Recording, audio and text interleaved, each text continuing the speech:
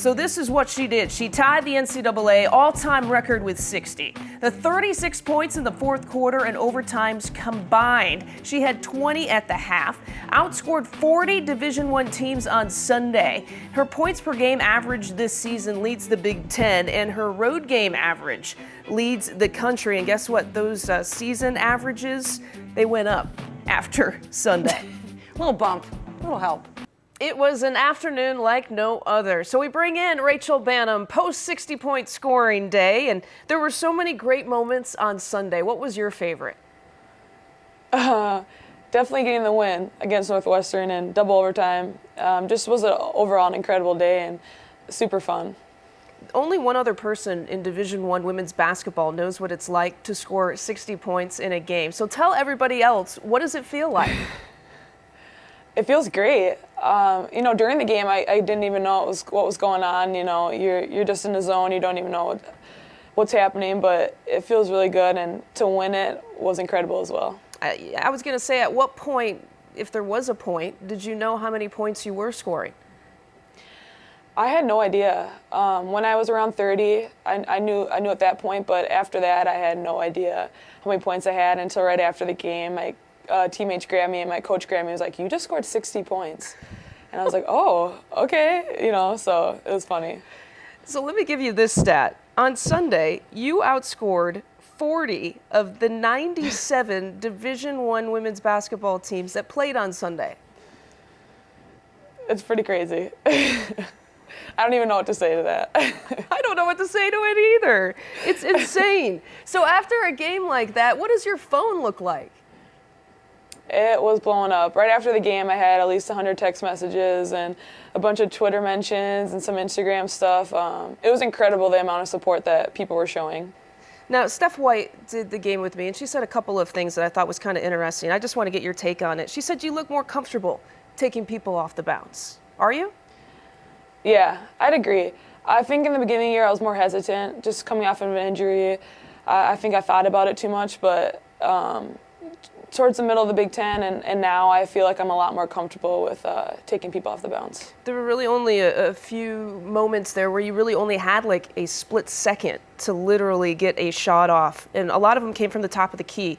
What do you read in those moments?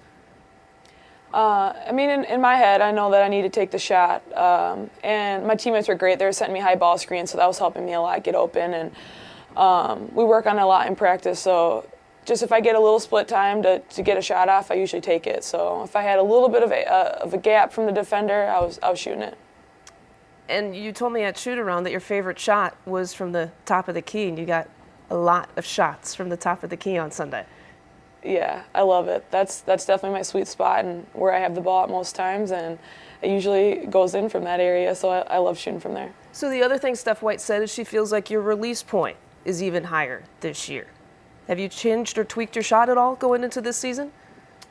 I've definitely worked on getting more arc on my shot and getting it up, and also just worked on getting it off faster because defenders are right there, right on me, and that's something I need to be good at, is getting my shot off, and just getting it up there and getting it high gives it more of a chance for it to go in. Finally, something that I had noticed, there were so many times where you would do a step back move and you knew exactly where that three-point line was. How much of that is feel and how much of that is practice?